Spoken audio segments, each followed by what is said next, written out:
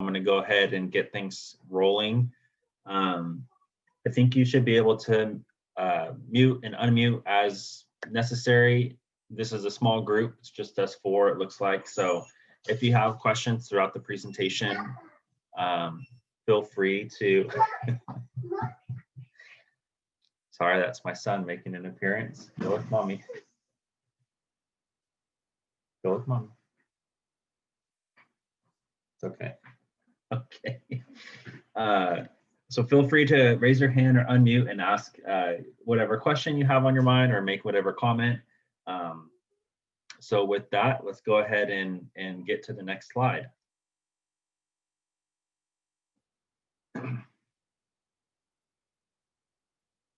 There we go. Okay. So this is a map of our district-wide landscape and lighting districts. So this is basically syncs up with Elk Grove, the city of Elk Grove. This is our service area for Parks and Recreation. You can see here the 13 different benefit zones are outlined, and we'll talk a little bit about the benefit zones and how they factor into all of this. We've already identified that all of you here in attendance this evening do in fact live in Laguna West, which is benefit zone 4. Which is great. That's what we're primarily here to talk about. And as far as the agenda, we're going to focus primarily on parks, being the parks department. We'll talk a little bit about park construction, park maintenance. We'll talk about landscape and lighting assessments, some of the challenges that are specific to this area, and I'll try and outline a plan for the district moving forward to meet those challenges. And we'll talk a little bit about our park system as a whole and some next steps for us moving forward.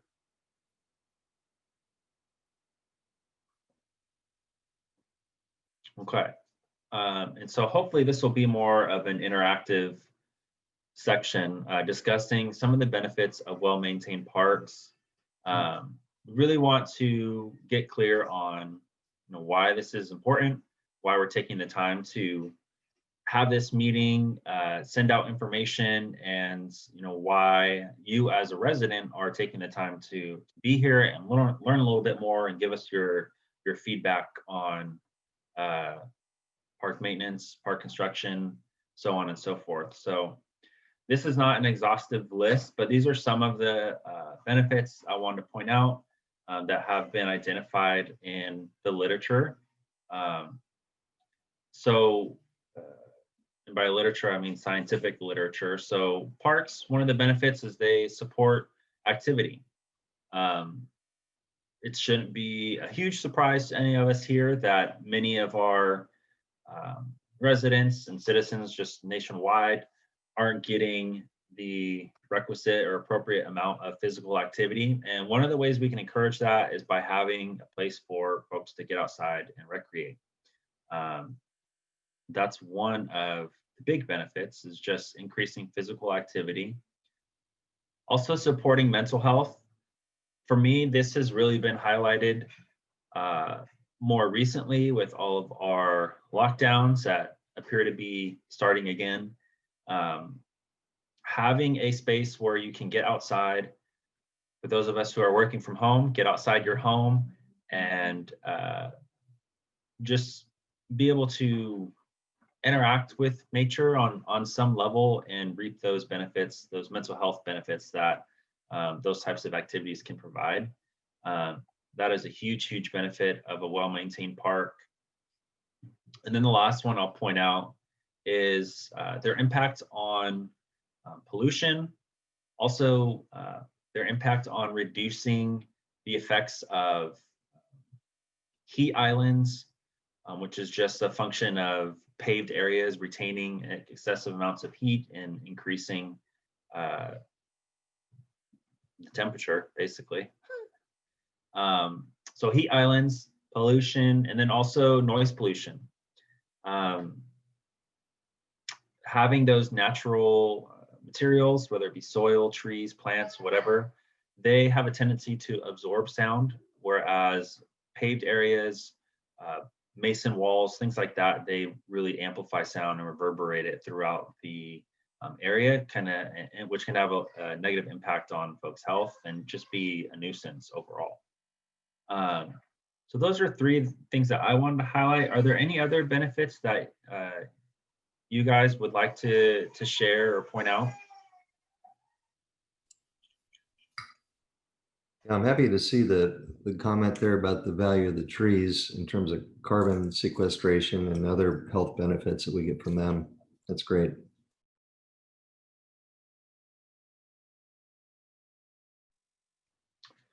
Yeah, and one of the things with that, and I'll probably send this out in a follow-up email to all of us here. Our board of directors recently approved a climate action plan and a sustainability action plan. And definitely one of the big pieces of that is our urban forest, managing our urban forests effectively, and making sure that we're doing what we can to sequester as much carbon as possible using that tool. Okay, so park construction, which for us in Benefit Zone 4, this area is fully built out. All of the parks that have been identified are already built, but nonetheless, this is an important thing to discuss because it can be confusing to some folks when you're talking about why are, for example, if some of our parks have lower maintenance service levels, at the same time we're building new parks in other areas of town, and so that leads to a very, I think, understandable question of why are you doing that? So part of the reason that happens is parks are built with one funding stream, and parks are maintained with a separate funding stream. And so when you're talking about park construction, the funding stream really comes from developers. There's two main, I guess, tools that we have as a park district to collect money from developers to build park and recreation facilities. So the first is the Quimby Act.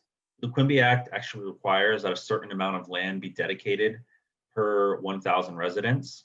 For us in Elk Grove, the requirement is set at 5 acres per 1,000 residents. And so if a developer is coming into town and they're putting in a new tract of homes, they are going to have to either build a new park or provide land for a new park, and or provide money to buy land and build a new park based on that calculation. So that program is actually administered by the city of Elk Grove on our behalf, being that they are the land use authority in Elk Grove. The city actually collects these funds and then transfers them over to the park district so we can go ahead and build whatever park has been identified to serve those residents in the new housing development. Secondly, the Mitigation Fee Act. This can apply to a number of different things, but for us, we're talking about parks. And so the Mitigation Fee Act allows us to maintain the status quo, meaning folks that are living in Elk Grove right now, they have access, a certain level of access to a certain level of park facility. And so we don't want to have a negative impact on that as we're adding new residents to our area. And so essentially what we need to do is increase our park capacity as our population increases.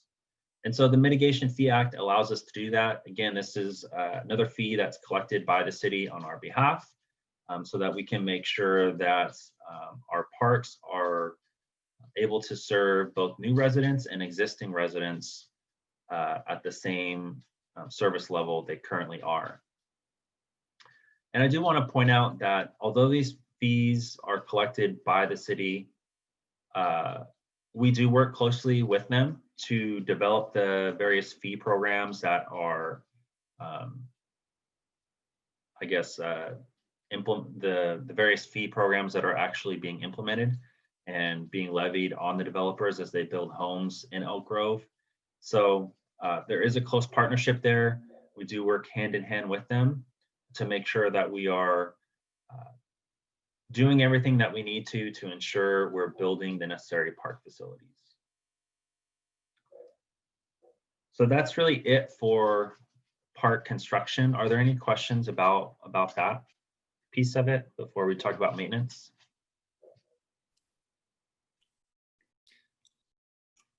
I know this is a policy issue, but 5 acres per 1,000 for Quimby is a little on the low side. I've done work with other communities in the region, and they're trying to push that envelope up to 7, even 10 acres per 1,000. So take that to your bosses or whatever. Yeah, that's actually, it's a minimum, right? And so the law itself only requires 3 acres. If you look at the newer parts of town that are still being developed, they actually are in that range of 7. So Laguna Ridge area is one of the main, I guess, centers of new home and new park construction right now, and it is over that 7 threshold. So that 5 is an average of Elk Grove. What brings that average down is some of the older areas, more like central Elk Grove, where they've been developed for quite some time, primarily developed before the city was even in existence. And so, yeah, I would agree with you that 5 is still good. It's above the minimum, but we definitely want to. Me being a park person, I'm with you. The more the merrier, right? I know, so, I'm preaching to the choir here. I know. Yeah.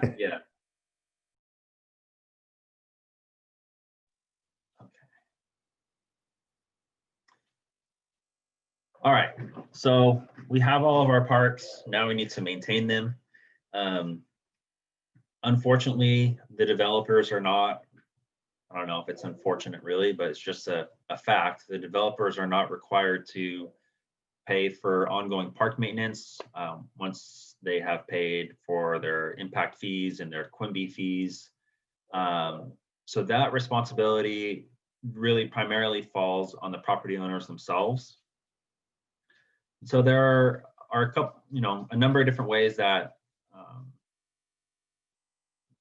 or a number of different tools that can be used to accomplish that goal of funding park maintenance. For Elk Grove, the primary one is the landscape and lighting districts.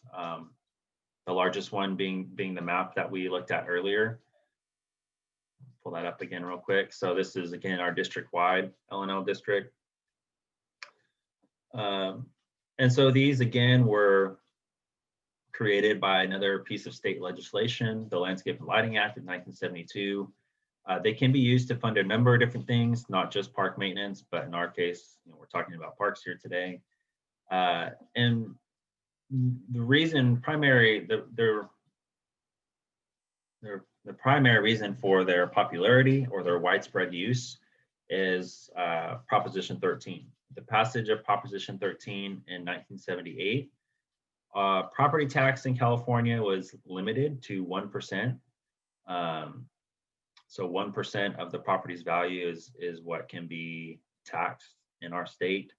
Previously, the average was a little bit below 3%. And so it ended up being a little bit over 50, I think it was 57% decrease in revenue for local agencies as a result of that proposition. And so clearly that's significant. Interestingly enough, many folks, while they don't, nobody likes property taxes, but we all tend to like the services that they provide for, whether they be parks in this case, or fire service or police service. Those are all important things, and property taxes are one of the main instruments to fund them. And so with that decrease or that limit on property taxes, you've seen a number or the rise of these landscape and lighting districts, or sometimes you'll hear about community facilities districts, which are also known as Melloroos. Those are also used in Elk Grove, but for us with the Park District, it's primarily a series of L&L assessments. Couple of differences between an assessment and a tax. They do appear on your property tax bill.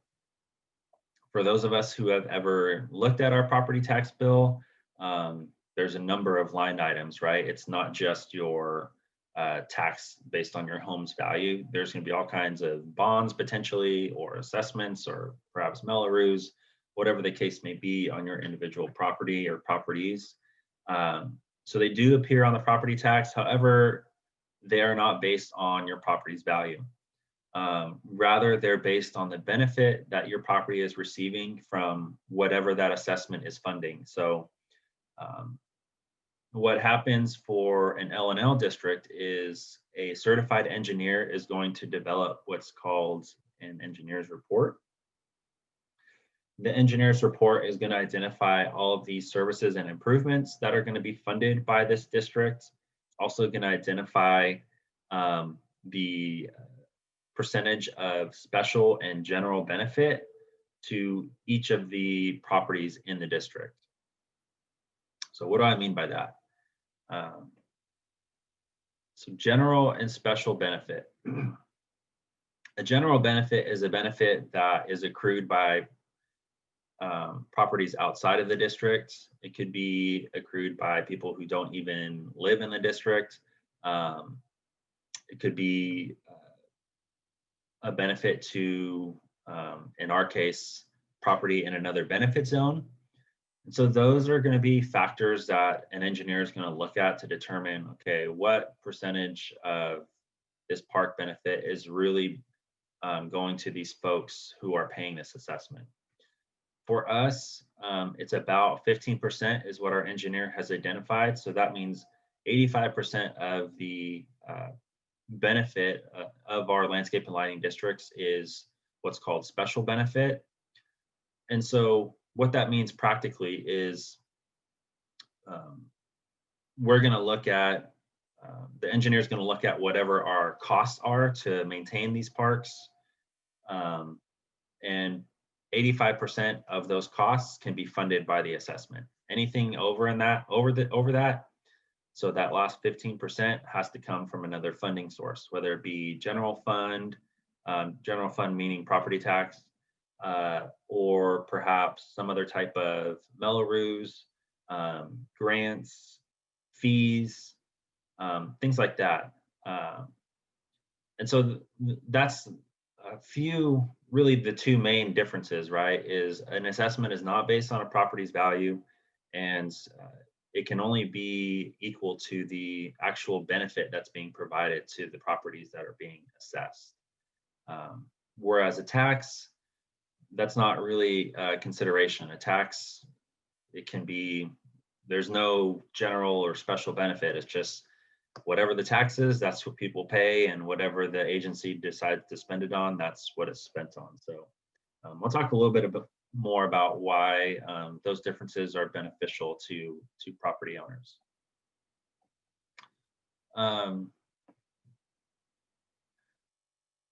So one other thing I want to point out while we're looking at this map here, how our assessments increase over time. I imagine that some of us here have owned, some of you may have owned your homes for a number of years. And if you've been looking at that property tax bill, you've probably seen the assessment increase over time.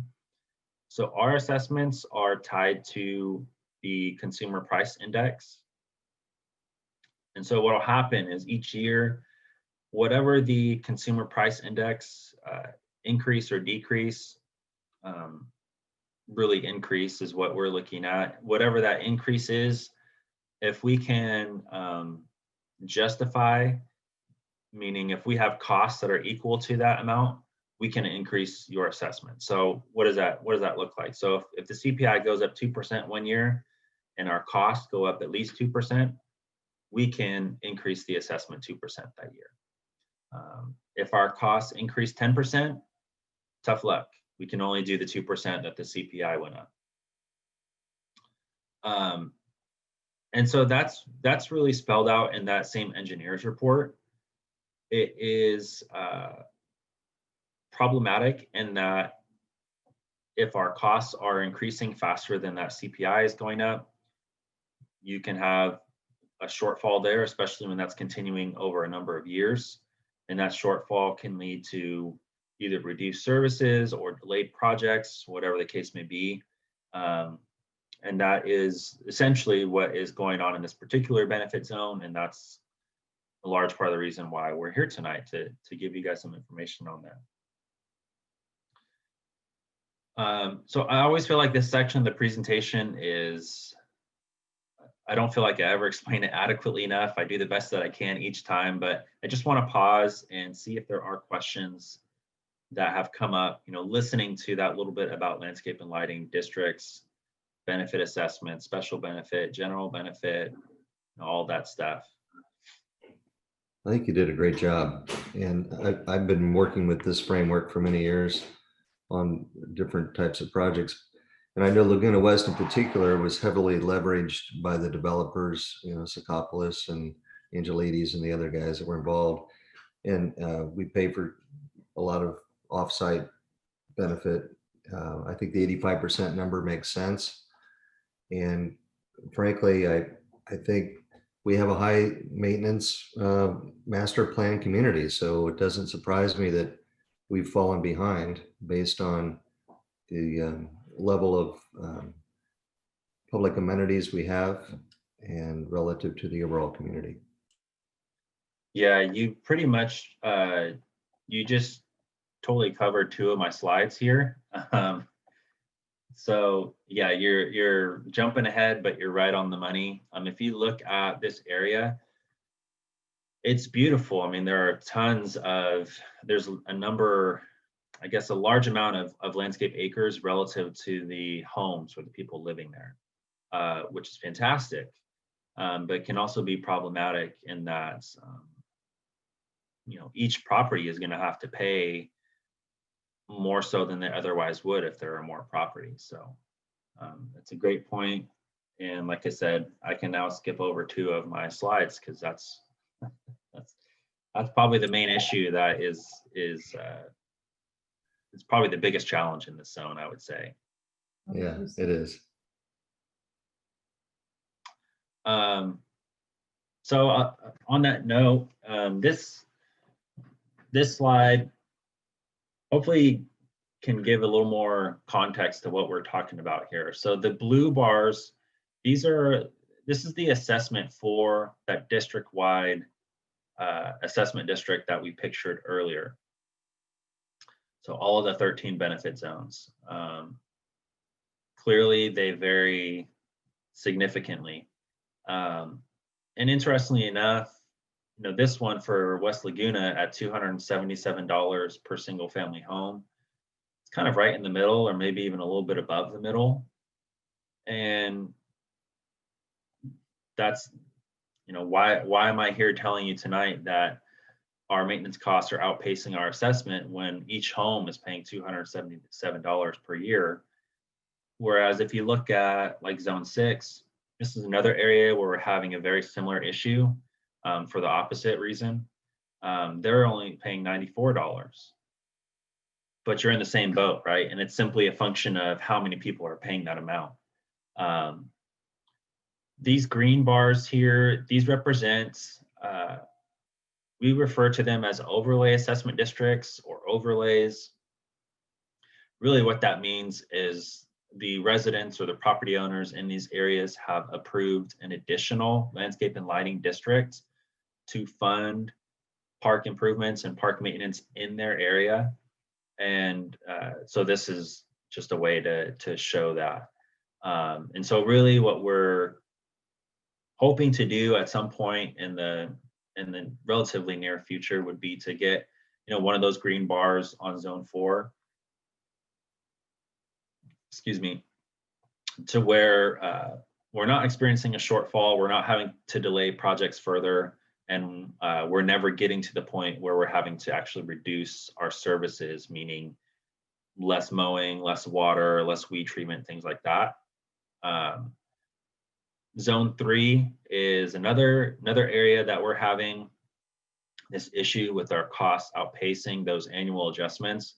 In Zone 3, unfortunately, we've had to actually reduce some of those services that I just mentioned. And so that's it can be a really devastating, upsetting thing, right? If you're a property owner, you own a home across from a park, and all of a sudden, half the park is dead because the district is not able to water it as we normally would. It's not a good thing. And so we're hoping to avoid that altogether in Zone 4 and Zone 6 by speaking with folks ahead of time. That's a large part of my role here at the district, is to hold these types of meetings, teach classes, go out and talk to people about what's going on, so that we don't get into a situation where we're having to reduce those services, because we're the park district. We want them to look good. That's a reflection on our on the service that we're providing. So that's absolutely our goal, is to maintain these parks in Zone 4 to the high standard that they have been since they were built. So we talked a little bit about, I've kind of hinted at some of these benefits of L&L assessments. And there are two main ones I just want to emphasize before moving on. The first is that it's linking costs to the benefits that are actually being provided. So as I said, with the tax, there's no requirement that a tax is linked to the cost that the district is actually incurring. So if we were to partner with the city or with the county to do a sales tax, for example, we don't have to justify that. We don't have to say, okay, we're collecting $1 million or our costs are also $1 million for whatever this project is. The tax doesn't have those requirements, whereas an L&L assessment does. And so as a property owner, that's a good thing, because you know that the money that you're paying is being used to fund the services and improvements that are spelled out in that engineer's report, and you know that they're not being used for anything else. We're not allowed to use them for anything else, and so we don't. So that is, it has built-in accountability and built-in transparency and built-in, I guess, peace of mind for the person who's paying that assessment. We understand that homes in Elk Grove are expensive, and especially if you bought your home recently, your property tax bill is likely significant. And so we're sensitive to that, which is why we are such big believers in the landscape and lighting assessment model or tool or funding stream, because it has that accountability. And so we're able to, if we were in person, I would be able to look you in the eye and say, you can rest assured that this is only being used for what we're saying it's being used for. So that's probably the biggest one, right? Is we have to justify. We can't just collect the revenue without justifying it with real costs. The other thing is L&L assessments really do empower property owners, maybe more so than any other funding mechanism, in that folks have the opportunity to vote on these before they are created, before they're levied. And so, if something is popular, if folks really care about parks in their neighborhood, or they care about streetlights or roads or libraries, or any of the other things that assessments can fund, they have the opportunity to get involved, go door to door, get the buy-in from their neighbors, and really become, a leader, which is really powerful. That's not always the case when you're talking about a sales tax or other, possibilities to fund these types of improvements. And then likewise, if there is an area or a district, a group of residents who don't feel like they want to pay for increased park maintenance services or whatever the case may be, well, they have the opportunity to vote against it, which again is a good thing. People don't have to pay for things that they don't want to necessarily, or at least they have the opportunity to vote it down. So those are two good examples, I think, for the benefits of landscape and lighting assessment. So this next section, we'll kind of get into the nitty gritty here. I've mentioned it already. These annual CPI adjustments, they haven't kept pace with our rising costs. So some examples for us. I'm going to focus on two. The first being water rates. So we have to pay rates to the water district just like a homeowner does. And over the past 3 years, our rates have gone up about 14%. In that same time frame, our assessment has gone up 7%. It's a really simple example, but I think it's good because water is one of our primary costs, and it's not one of those things we can just not pay for. We have to water the parks. The other thing is when you look at how our climate is changing and how those water rates are trending, it's likely that they'll continue to outpace our annual CPI adjustments. Similarly, minimum wage also increased 14% in that same time frame, and we also expect it to continue outpacing our CPI adjustments. Water and labor; those are two of our main costs to maintain the parks. Obviously, I would say majority of our staff make more than minimum wage, so it's not so much that minimum wage is going up that's affecting us, but as minimum wage goes up, typically, the people making more than minimum wage, they have a tendency to increase at least somewhat as well. And we know that minimum wage is going to continue to increase up to $15 an hour. So it's very likely that those costs will continue to outpace our CPI adjustments. So those are just two examples. But the thing with it is, it's not so much, okay, 1 year our costs go up more than the CPI adjustment. It's that trend, right? And so, and it's hard for the assessment to catch back up. And so over time, the problem has a tendency to get worse and worse, not better and better, unfortunately. And so that's why we're trying to get out ahead of this as much as we can, and hopefully shore up that gap before we have any really drastic cuts that we have to make, or tough decisions that we have to make. Can I ask a question? Yeah. Obviously we can't control labor costs, but the water costs, as I understand it, Laguna West has a pretty extensive reclaimed water system for much of the CSD maintained property. But I know there's also some of that land that's in the HOA maintenance rather than CSD. Correct. Knowing, I don't know exactly where those boundaries are, but I was just wondering, are we getting some benefit in Zone 4 for that reclaimed water? This comes up from time to time, or this question has come up before, and I haven't been able to get a straight answer just yet. But my understanding is that the reclaimed water is not necessarily cheaper than the potable water. The benefit that the reclaimed water has is twofold. One, there are fewer restrictions on the amount of water that can be applied, so we could irrigate more potentially. Secondly, it can potentially reduce the need for fertilizer.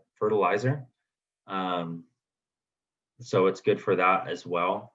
But from everything I've been able to find out just by looking at our bills, I don't see a difference in the reclaimed water costs. And in looking at the rates that are published by the water district, I haven't seen a special reclaimed water rate either. So I may be wrong in that, but I don't think that the reclaimed water is cheaper necessarily. But I can jump in on that one. Reclaimed water is not cheaper. I've done those cost benefits before. Some of the benefits will come in from their backflow preventers that you don't have to maintain with reclaimed water. But the amount of water you guys use, it's not going to be a cost savings.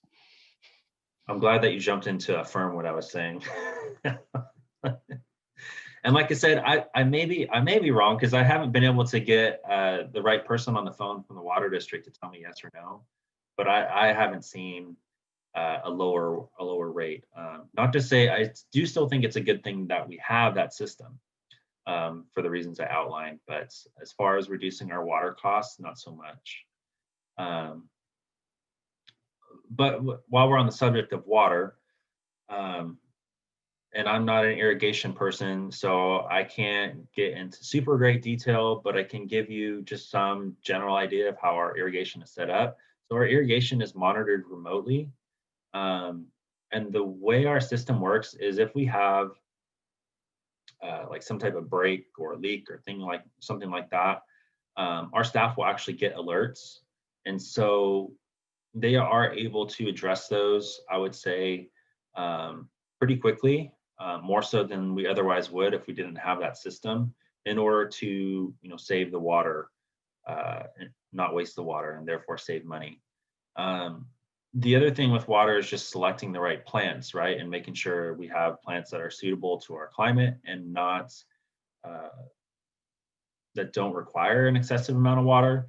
And I would say we could probably do potentially a little bit better in that area, but our planning staff that we have now, they are very proactive in that arena. And so I would say over time, we'll probably continue to incorporate more native species or more species that just require minimal water, whether they be native or not. And then also with our maintenance practices, as far as using mulch, bark to reduce the amount of irrigation that we have to use. That's another, I guess, best practice that we have in place. So yeah, I just wanted to put that out there because I'm here telling you that irrigation is one of our biggest expenses, and it's something that I think when you compare how we operate with other park districts, I would put our irrigation program right up there with any of them. So yeah, I don't know if that brings up any more questions or not, but just put that out there. No, makes sense. And so I'm going to skip the second bullet point for now. The other thing with these assessment benefit assessments is we can't move money from one zone to another. So again, that is a good thing for you as a property owner. We can't take money from zone 4 and ship it to the other side of town because we have a project going on, or we just want to, or whatever the case may be. That money has to benefit the property that's paying it. So it has to be used in the benefit zone.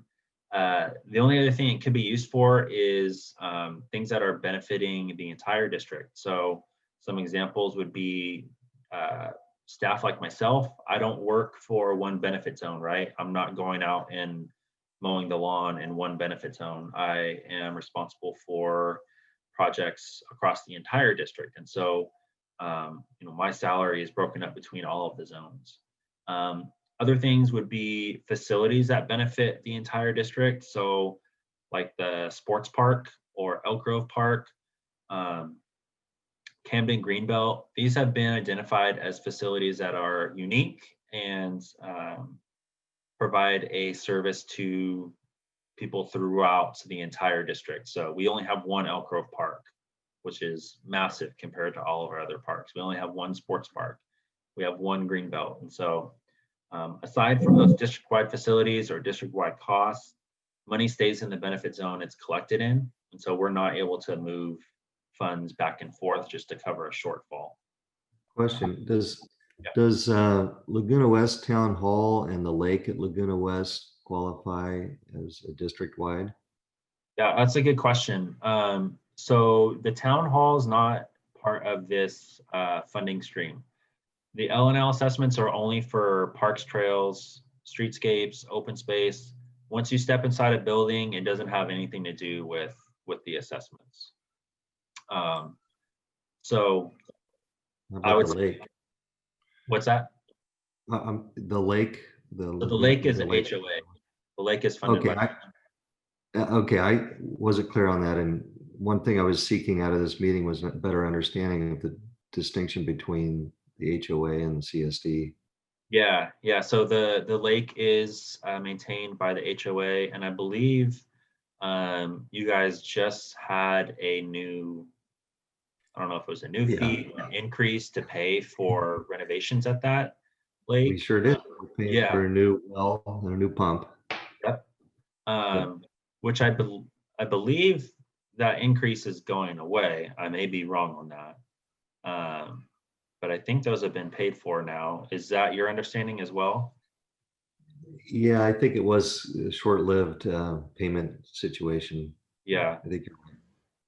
I think it was Um, twofold. They had a one-time assessment, and then we still have our monthly fees have went up a few dollars. okay. Okay. Yeah, that makes sense. So yeah, the HOA takes care of the lake. And I'm not sure, to be honest, which pieces of landscape the HOA is responsible for and which pieces the assessment is responsible for. Ultimately, as far as, you know, my understanding is that the district is maintaining all of them. It's just where the money is coming from. Um, but I know the lake for sure is funded by the HOA. Anything else on this slide? Yeah, this is Marco. You mentioned that the engineers are generating a report. And I wonder if in their report, I don't know what state it happens to be in, draft, revision, final, if they're addressing the unsustainable funding through a drought tolerant landscape design in lieu of the current. Yeah, so you're saying if they would address replacing landscape as a way to reduce water costs? Water costs you brought up as one. The other one you brought up was wages, which I've seen Coast and Proceda out there because I believe CSD doesn't have the manpower to do the work in-house, so they are outsourcing it. Yeah, So if so, it's possible to lessen those maintenance service levels. You know, something as simple as reducing the need for pesticides application. They talked about reclaiming or using the reclaimed water. Apparently, we don't have much savings there. But if we water less, I don't know how much that would contribute to the savings. But that would be an opportunity to explore in the engineer report. yeah, definitely. And so the engineer's report, the engineer's report isn't going to talk about things like that, because really what they're going to look to us as the park district for what our costs are. And that's one of their inputs in their calculations. They're not necessarily going to evaluate how we can reduce those costs. That would be something we would look at as, you know, in-house staff or as a park district. So that is definitely something to consider, right? Is what is the cost benefit analysis between paying to re-landscape an area which has some upfront costs? Is that beneficial because we're going to recoup or save money on irrigation or pesticides, or, as you mentioned, which is also could also be the case, just staff time. Certain types of plants don't require as much maintenance. I mean, that's just the reality. And so that's not in the engineer's report, Marco, but that's definitely something that we're going to continue to take a look at and evaluate, especially with that climate action plan that I mentioned.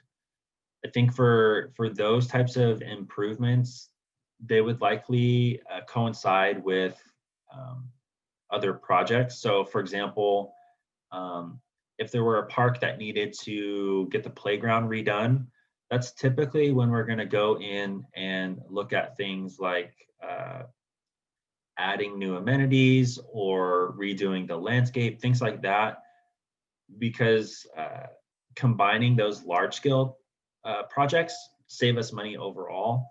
Not to say that it can't be done aside from that, but that's kind of been our process. And so that's what I would expect to see in this benefit zone, but really all of our zones overall. Some examples being, so the new Oasis Park, I don't know if any of you are familiar with Oasis Park. It's behind the Super Walmart over off of Whitelock. So that park has some new types of landscape that aren't really seen at other parks. So there are native grasses that don't need to be mowed that are incorporated into that landscape design. There are also, the entire park is a desert theme. And so parts of the area, the landscape around the parking lot, I believe, they've incorporated decorative rock as well as weed barrier, and then use more sparse plantings in those areas to reduce maintenance, reduce water, weed treatment, things like that. And so, you know, when I say that our planning staff are being proactive in incorporating some of these newer design elements, and I don't know if they're new, but they're becoming more widespread just because of our changing climate. Those are some examples of what that looks like in practice. And those are the types of new designs or new amenities I would expect to see in these existing benefit zones as we go back in and redo the landscape, redo the playgrounds, so on and so forth. Thank you. Yeah, but I know, Marco, I'm 100% with you. I know you brought that up in our last meeting as well. And I think that including some of those upfront costs in a potential new assessment for this zone is a really smart idea, because it's a really great win for the residents. It will give them something tangible to see right away or relatively soon after an assessment is passed. Whereas if we're just saying, okay, this is going to be for all of the projects that have been delayed, all the playground replacements that have been delayed, things like that, it's a little bit of a tougher sell, right? Because you might not see a new playground in your neighborhood park for a decade. Who's to say you're even going to own that home 10 years from now? So I think as we get further along in the process and we look at some of the services and improvements we want to incorporate in this potential district, that's definitely something I'm going to push for us to include in those calculations so we can get that done for you guys. Thank you again. Yeah. There's my cursor. Okay, so I mentioned this already. The primary impact that we're seeing in this area is just delayed projects. And so none of the services have been reduced. The big thing is just things that aren't related to health and safety. They're being postponed or delayed until we've identified sufficient funding.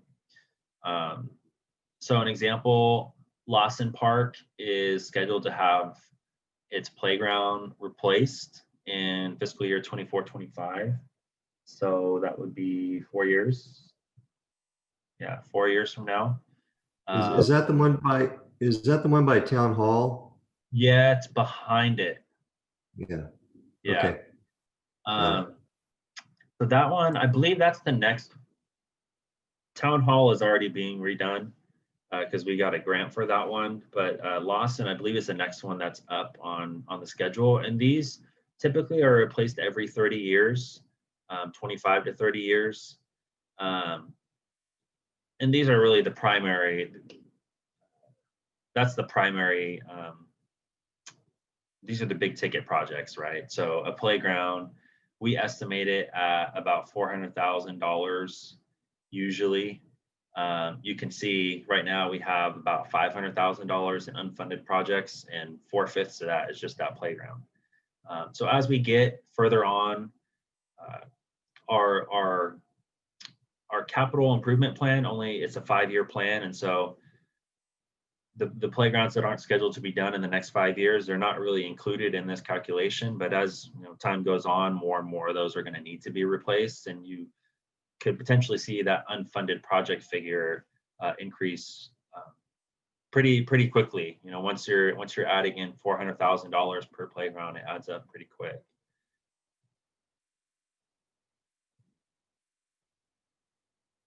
Okay, and this has already been brought up, so I don't want to necessarily beat a dead horse, but I just want to make sure we're all understanding what it is we're talking about. When we're talking about the relation between the properties that are paying the assessment and what's actually being paid for by the assessment. So let's actually go to this next slide. So let's look at Zone 4. So there are 3,380 equivalent dwelling units. What the heck is an equivalent dwelling unit? Equivalent dwelling unit is a fancy way to say single family home. It's called an equivalent dwelling unit because when our engineer develops that engineer's report, they need to have some way to calculate the rate for commercial properties, multi-unit properties like apartment homes, things like that.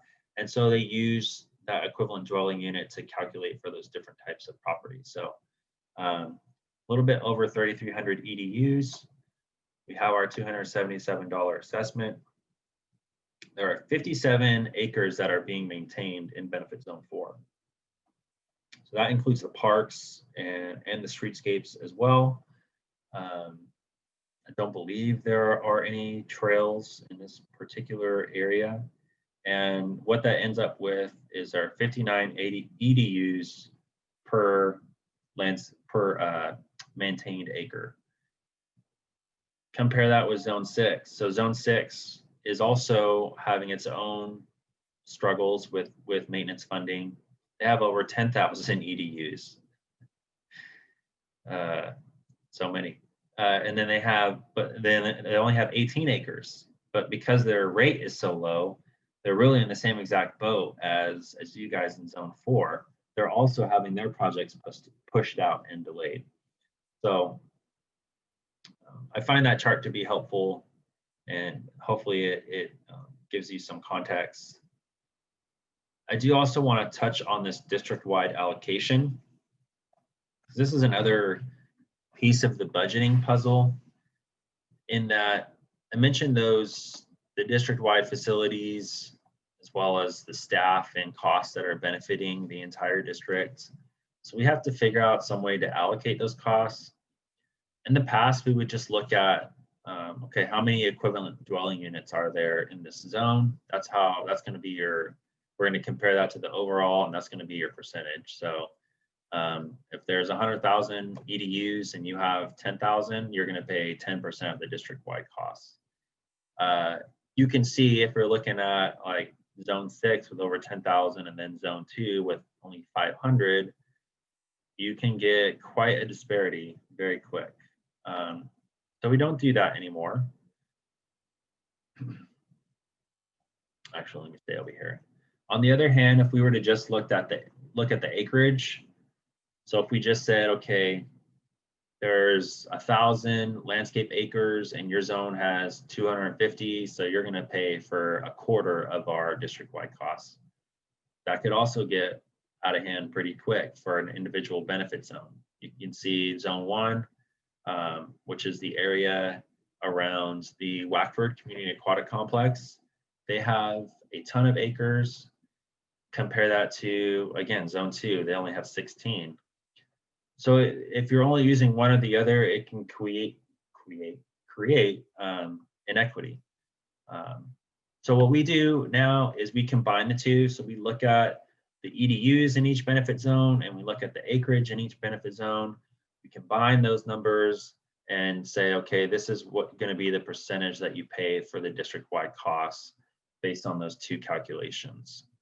And so I think that is an improvement for us as a district. I would say that's probably a best practice moving forward. And as a result,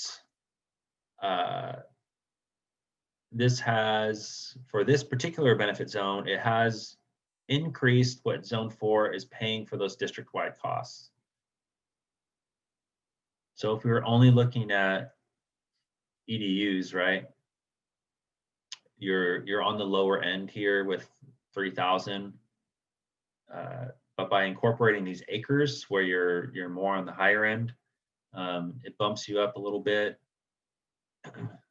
Overall, at the end of the day, regardless of how those allocations are determined, the simple fact is that our costs are just increasing more than the assessment in this zone. So I wouldn't say that the district-wide allocation is the primary determinant of whether or not this zone is well-funded or underfunded. But I did just want to bring that up because it is an important thing to be aware of and have some understanding of. Because it does play, while it's not the primary reason why this zone is underfunded, it does play a role. And so I just want to make sure that we all have an understanding of that district-wide allocation. So with that being said, before I move on to the next section, are there any questions about the district-wide allocation or about some of these challenges we've mentioned?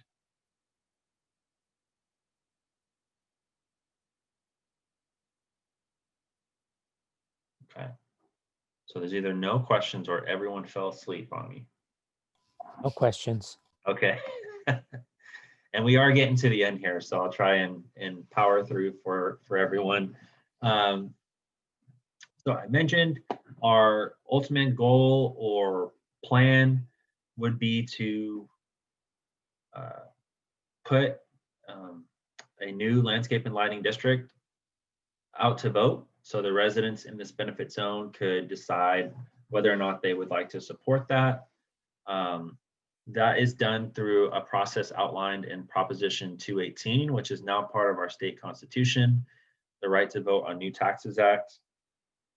So this was approved in 1996, and it outlines a process for approving or levying new assessments. So what happens is first, that engineer's report is created, and then the affected property owners in the proposed district will receive a vote by mail ballot, which is a hot topic nowadays. These are always conducted through the mail. That's just the way that the Proposition 218, that's the process that was laid out in that document. So this is all done vote by mail. The property owners receive the ballot. They have 45 days to say yes or no. And then those get sent back to the district. At that point, we will tally up the results. If 50% plus one of the returned votes are in favor of the new assessment district, it's approved and it can be levied, and the services and improvements will go into place, whatever's identified in that engineer's report. If it's not 50% plus one, then it's not approved and we're in the status quo. The other thing I want to point out is the votes are actually weighted, which does play a role in this area. So they're weighted by the proposed assessment on the property owner's property. So what does that mean? So if I own 2 homes in benefit zone 4, I'm obviously going to pay 2 L&L assessments, and my vote is going to practically count for twice what someone who only owns 1 home is. More importantly for us, if you have business owners, especially those who own multi-unit apartment buildings, which there are a few in this zone, their vote is going to have a huge impact on whether or not an assessment gets approved. Just because the assessment on their apartment complex is going to be way more than on someone's single family home. So I would say that could potentially be a challenge. A lot of times people assume that someone who owns an apartment complex or owns a rental property, they're not going to be in favor of these types of assessments, but they're also trying to make sure they're able to sell their apartment units or rent out their home. And so it's not always the case that they will vote against these types of funding mechanisms or assessments. They could just as likely be in favor. But I just want to point that out because it's definitely a factor, because there are some apartment complexes in this area. And ideally we would have those property owners on board and supporting the effort in order to have a better chance of getting the assessment approved. Is the 50+% of respondents or of total owners? Returned votes.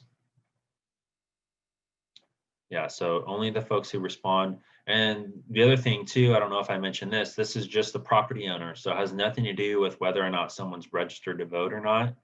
It's simply if they own a property in this area, then they get a vote. And if they return, it, it's it's part of the results. So 50% plus one of the return votes. Any other questions about the ballot process? Yes, I have one and A.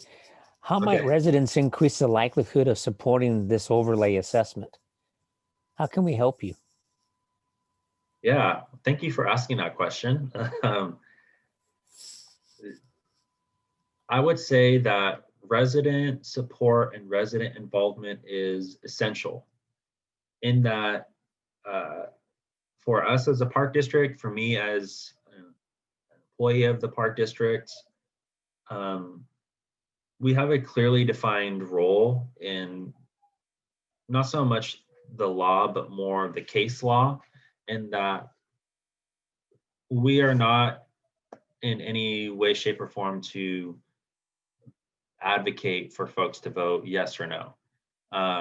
Meaning I can't go out and say, vote. What am I trying to say? I can't go out to someone and say, vote for this, or your property value is going to tank, and your kids are not going to like you anymore because their park's not going to be good.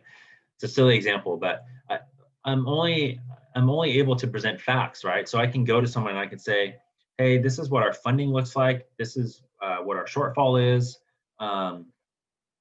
And so we need to collect X amount to pay for this and that. It's not really an attractive argument, or not argument, but that doesn't really get people excited, right? So someone could listen to that and say, okay, cool, or maybe forget about it or whatever.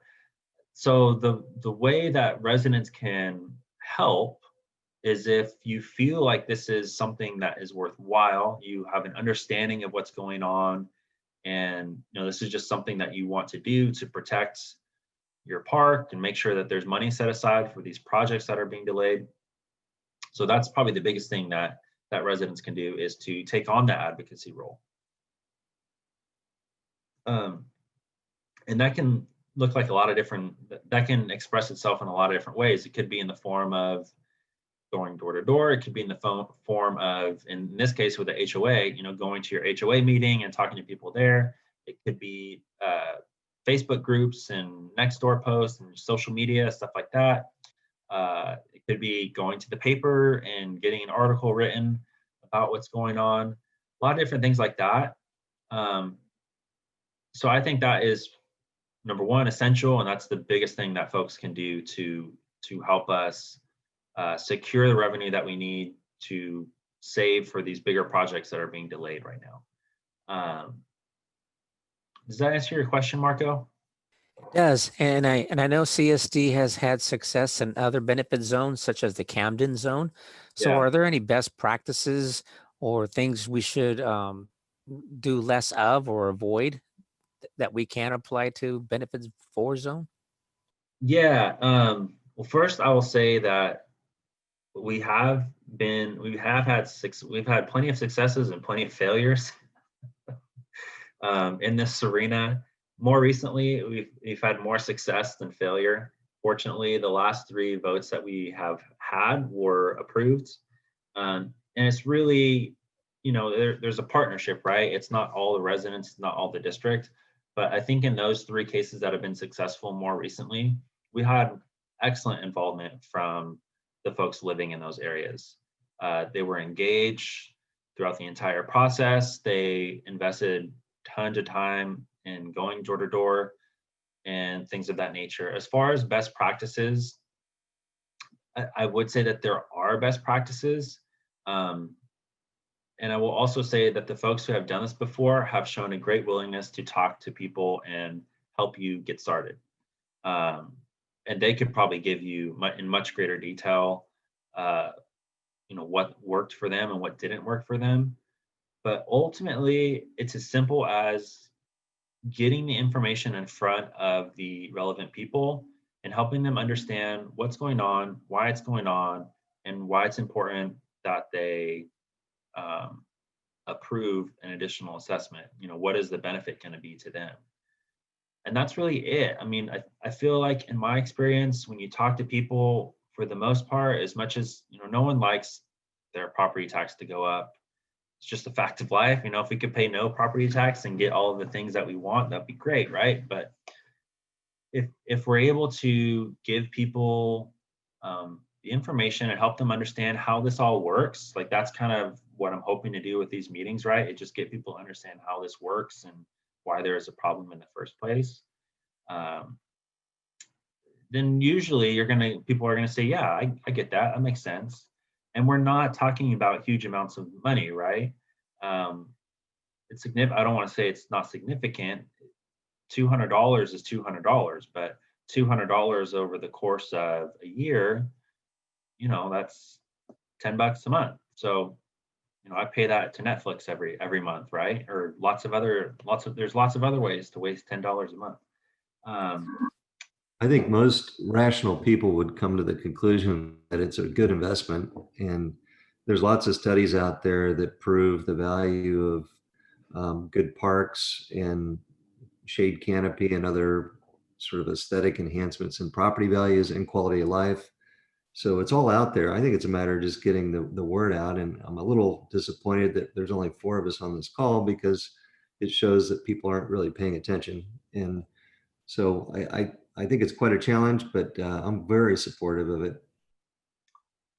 Yeah, and to be fair, this is the second meeting too, and I don't remember how many we had at the first meeting. It was more than 4, but this is also, I would say, we're at the very beginning of this process in this area, and it's also, I think, one of the challenges that we're going to see here is the things that are being done to mitigate the impact of our costs increasing faster than the assessment are not necessarily visible. So the grass isn't dying, for example, and we don't want the grass to die, but it's hard for people to understand that there's even a problem if they don't see it, right? Like they're not necessarily going to see that we didn't we didn't redo their plants in their landscape. Maybe they will, but just as likely that they won't. And so they're not necessarily going to know that there's even an issue. So I think that's probably maybe the biggest challenge that we're going to have to contend with. And that's why I think in this particular area, it's going to be essential that at some point myself or someone else from the district gets plugged in with the HOA.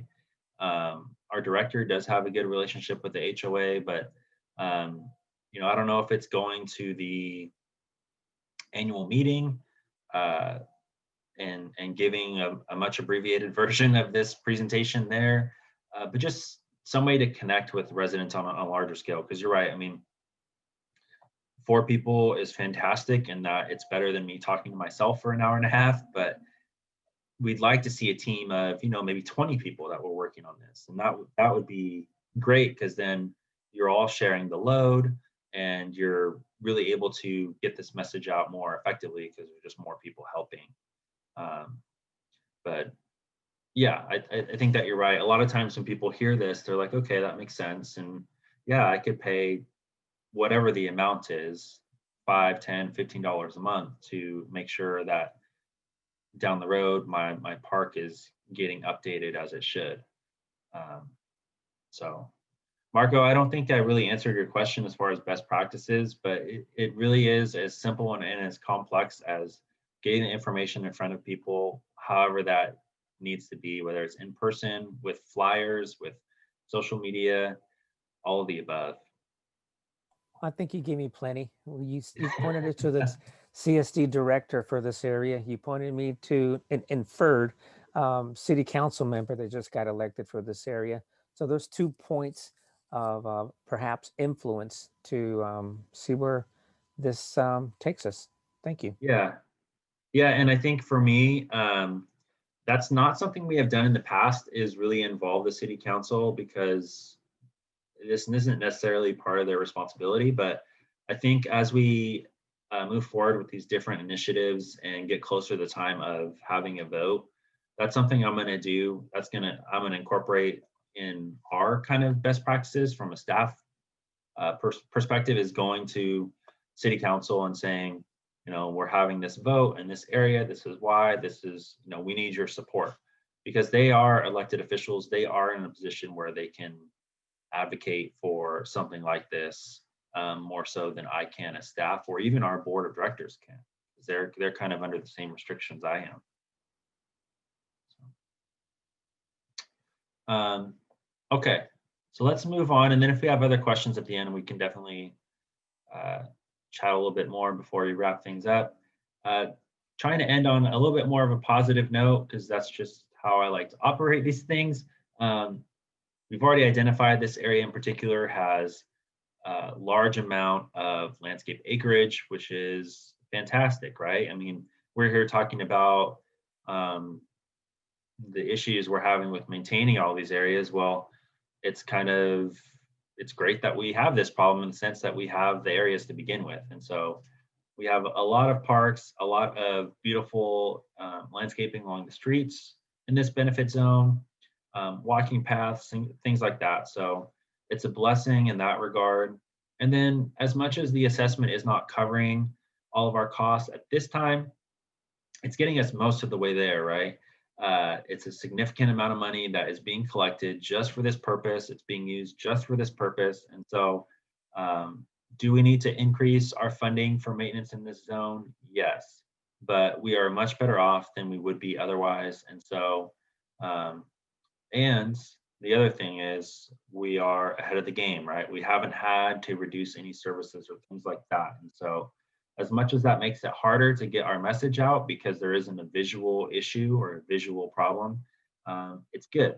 We're not creating more work for ourselves down the road by having to let our landscape go unmaintained.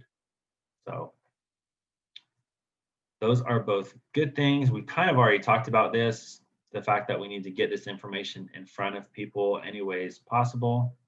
And then Marco or anyone else, I'm happy to be a resource. My contact information will be at the end. If you would like to take on a more proactive role, I am 100% there to support you. That's one of my main tasks here with the district, is to work with our volunteers to help get this information out to the public. So what else can we do? The first, attending these meetings is good. This is the primary tool that I have to have an in-depth conversation with people and help them understand what's going on. This is the last one we're going to have for the next couple months or so. I haven't made my schedule for the spring yet, but I will definitely have another class on landscape and lighting. And then we'll also have at least one more meeting for this particular benefit zone. And so, when you see that information come out, would encourage you to either attend yourself, but even more importantly, since you've already been to this meeting and probably not too much will have changed, would be to encourage other folks to attend so that they can hear this information. We could do work days. I think work days are a good way to build that team, to get people involved and engage with their local park. when people start investing their own time and energy into a park, they're going to feel more ownership, and I think it stands to reason would be more likely to support additional revenue for its maintenance.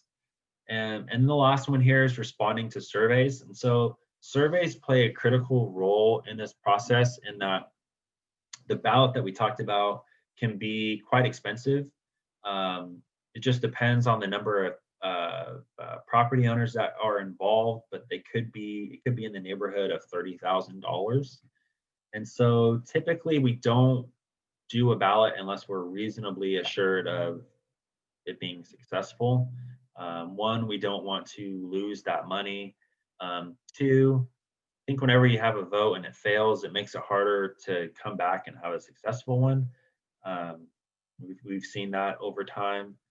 And so in order for us to get to the ballot process, we would like to see a survey come back with significant support for a funding measure.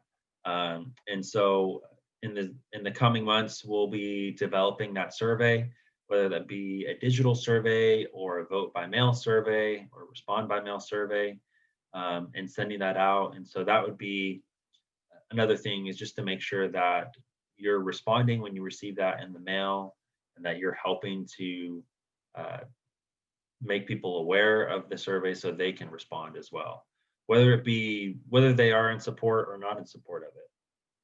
Either way, it's important that we have that data so we can give that to our board of directors and make a good decision.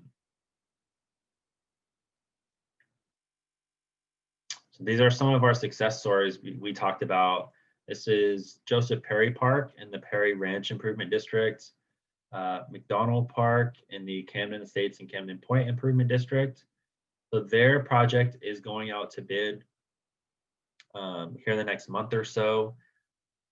Their park was only half built out, so the second phase is getting built, and the first phase is getting completely redone as a consequence of their new assessment district. That was just last year that was approved. And then McConnell Park is, what is their, Hampton Village is the name of their improvement district. And so McConnell Park, part of that park was actually, the irrigation was completely stopped. It was just kind of let go because there wasn't sufficient funds to maintain it. If you were to go to McConnell Park today, it's now one of the most beautiful neighborhood parks in the district. It's absolutely, I think it's just fantastic example of what our planning team is capable of. And again, that's just a result of folks in that neighborhood putting in the work and taking ownership of their park. And so just a couple of really great success stories for us there. Okay. So a lot of information, a lot of great questions from you all. Thank you for your attention, and thank you for being here and being interested in this topic. Some resources for you going forward for you to review, at your convenience. We have 3 pages on our website that are relevant. The 2 most important ones are the park funding page and then the finance page. So the park funding page has just general information about how our parks are funded. There's a video on there. There's some handouts about Prop 13 and Prop 218. So those are all great things to review and then share with people in your neighborhood. The finance page, that has all of our budgets for the last 5 years. It has all of the engineers' reports for all of our assessment districts. Also good to review to give you a little more detail on how this all works, and perhaps bring some more questions to light that we can, kind of continue the discussion. And then last, my contact information. You are free to do with that what you will. You could put it wherever you think it should go. I really enjoy the opportunity to talk with people about their park and park maintenance. It makes, the more that my phone number and email is out there, the easier it makes my job, actually. So please feel free to contact me if you have any questions or concerns about your park or park maintenance. And if one of your neighbors has a question that you can't answer, or just don't feel like answering, whatever the case may be, I'm there to take that off of your hands as well. So I will send you these slides in a follow-up so you'll have all this information. And with that, that brings us to the end of our presentation with 9 minutes to spare. Good job, Josh. Hey, when do you think the ballot would likely happen if you feel like you're getting support from the surveys? Excuse me.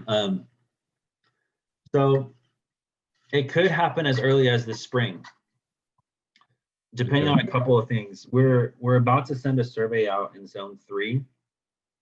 And we're doing this survey a little bit different than we have in the past, in that it's a digital survey.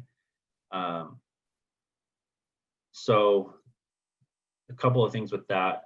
One, it should give us better data, and that we'll be able to, I guess, manipulate the data more easily because it'll be in digital form. And then it'll also give us quicker data. In the past, what we've done is just mail out a survey and have folks mail it back, kind of replicating that vote by mail process. But then, you know, in this case, me, I end up just with a stack of surveys on my desk, and I have to somehow digitize those and get the relevant data all together. So that's, you know, it's good and it's bad.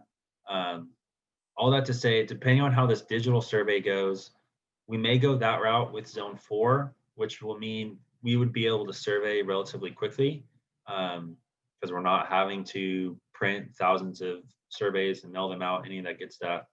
And so you could see that survey here in the next couple months, and depending on how that looks, you could have a ballot a couple months after that. So it just depends on how that survey comes back, because we really haven't done any surveys in this area yet. So I really don't have a good sense of the support or non-support of additional revenue for park maintenance. The other thing is, we have to, in order to really survey people, you have to know how much we would potentially be charging them. And so we need to do some calculations on that front as well. You can see, if you look back at these other overlay assessment districts, you can see kind of pretty much what it would cost. It probably wouldn't be, this is a lot of slides backwards, but it probably wouldn't be too much different than the other assessment, the other overlays that we passed recently. But we have to work with our engineer to do those calculations, right? We have to figure out what exactly we're going to be including. Are we going to be doing significant amount of renovations on those streetscapes? If so, we have to calculate that or include that cost. If not, then maybe the cost is lower. So I don't know if that answers your question, but that's a little bit about kind of my thought process as we're moving this along. It really just depends on that survey. It could be really, really soon, or it could be, you know, a year from now, just depending on how that comes back.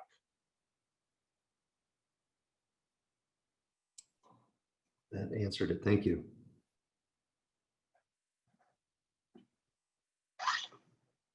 Anyone else with a question or comment? Just a commendation. Thank you for reaching out, making us aware. Yeah, you're welcome. And that's one of the things that we've heard in the past is, you know, I didn't even know there was a problem and now my park's dead, which is understandable. You know, that's upsetting. Like I said, you never, as a homeowner, you never want to see your neighborhood take a turn for the worse. So we're ahead of the game in this area, which is good. It may mean that you'll be hearing from me for a number of years before anything really happens, just depending on how things go. But I'd rather that be the case than all of a sudden your park is dead and you're like, you know, what the heck, what's going on? So I appreciate you all being proactive as well and joining the conversation and having great questions. It's kind of interesting that you all work in somewhat related fields. I guess maybe that's not too surprising, but I feel like in some sense I am kind of preaching to the choir here. But yeah, you're very welcome. This is one of the, I really do enjoy, like I said, talking to people about their park and how we can keep it looking nice. And yeah, so this is one of the nicer things I get to do. It's better. It beats looking at a spreadsheet. That's for sure. Uh-huh. That's great. Hey, thanks, Josh. All right. Well, Thanks. okay. So I think that does it for us. Thank you all for coming this evening. I will send you a follow-up email, and then you'll have all my contact information if something comes up.